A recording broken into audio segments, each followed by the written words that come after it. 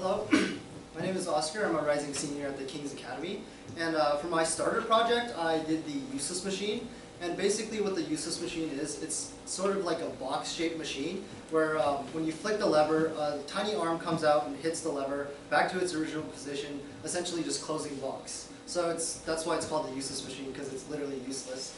And for my main project, I did the hovercraft.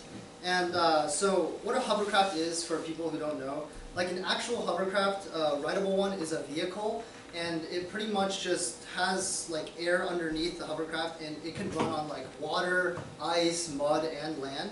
But for my remote control version of this hovercraft, it's only capable of running on like smooth surfaces right now, probably ice and this floor right now, because the skirt at the bottom is not waterproof.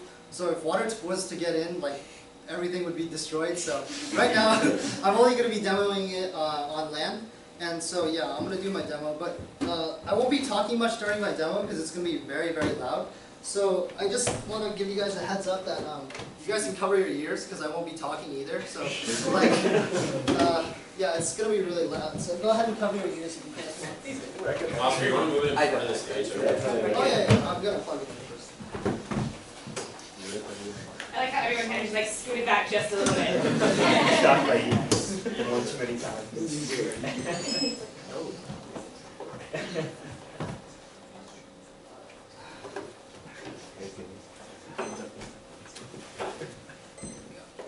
How many decibels is this going to be? Very loud. I'm not sure, but it's quite loud, so I just suggest you guys cover your ears a little bit. It's, yes, it's just surprising how loud it is.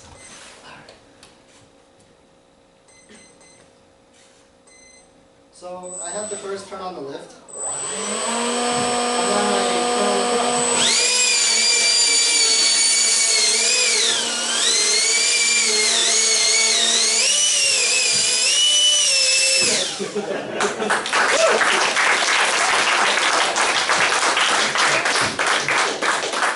I'm sorry, I'm not the best driver because I don't have my driver's license yet. But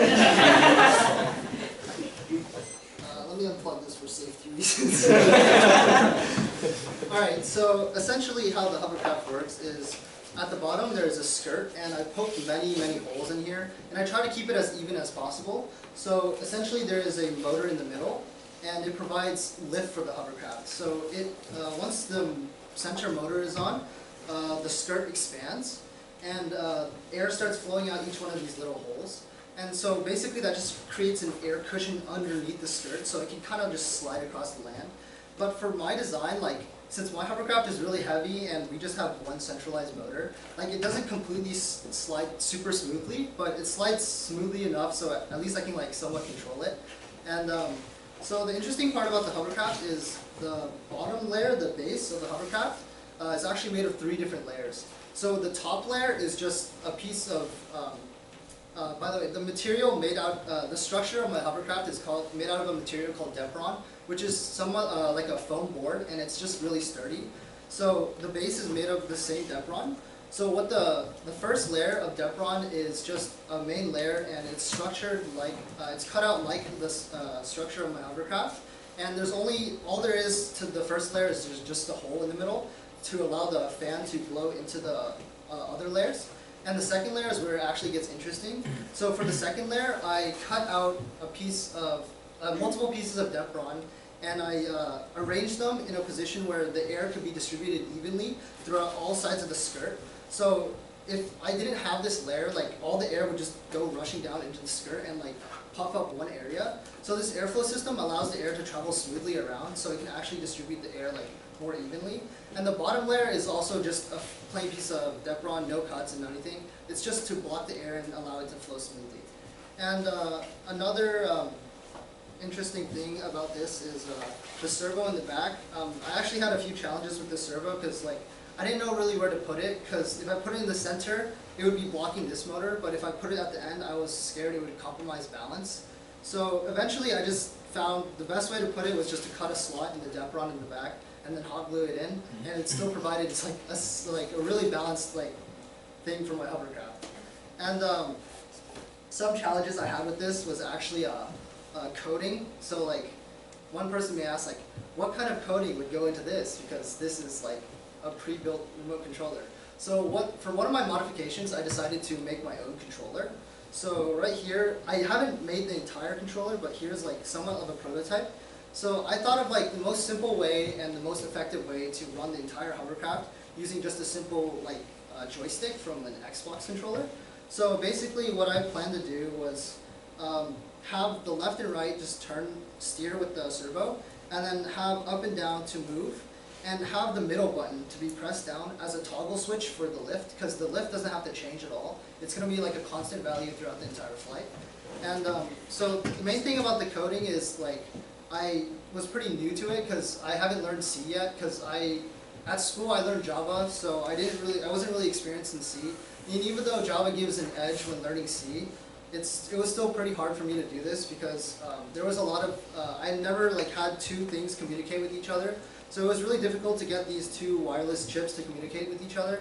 But eventually I got through that, and right now I'm currently just working on PWMs, which I'm trying to get them, like if I'm able to correctly send a PWM over, it will be able to control the motors and set the correct speed for them.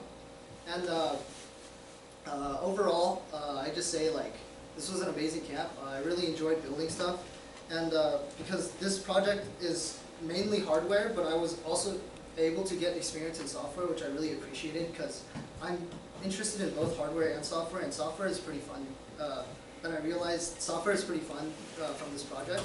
And one more thing I'd like to say is I'd like to thank all the instructors here, because I'm pretty sure I've talked with literally almost every instructor in this camp, maybe like one or two I haven't talked to, but like every instructor in here like helped me out greatly, and I really appreciate everyone's help. And yeah, I'd also like to mention one more instructor in the other room called Prosper. He really helped me out with the our project as well. And yeah, that's it. Thank you.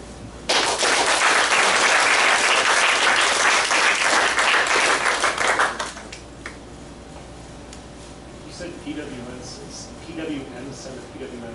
What is that? I believe it's called pulse width module or pulse module. Yeah.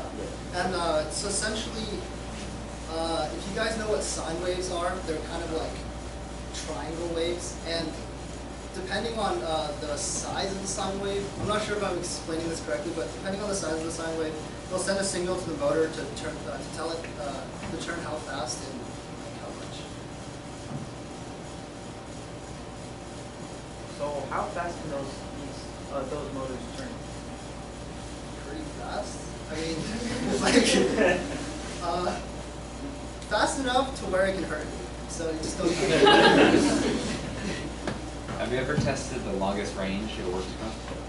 Yeah, actually, I haven't tested the range, but I did a duration test with, because my battery is really small, it's like 1000 milliamp. So I did like a sustaining test like outside, and like I turned both the lift and the back fan to medium power, and it was around like 3 minutes. Yeah.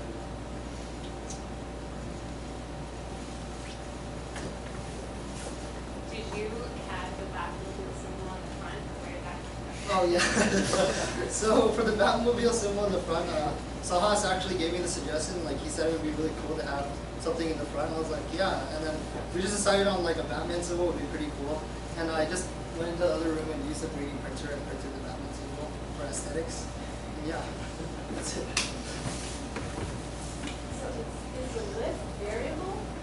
Control how much it lifts? Yeah. So, do you mean in code or just on my controller? So, okay, here, let me explain the controller. So, on the left, this is to control the lift, the up and down. If I lift it all the way up, the fan will be at full power. And yeah, this changes the lift. This is for the servo in the back to turn left and right. And this is for the thrust.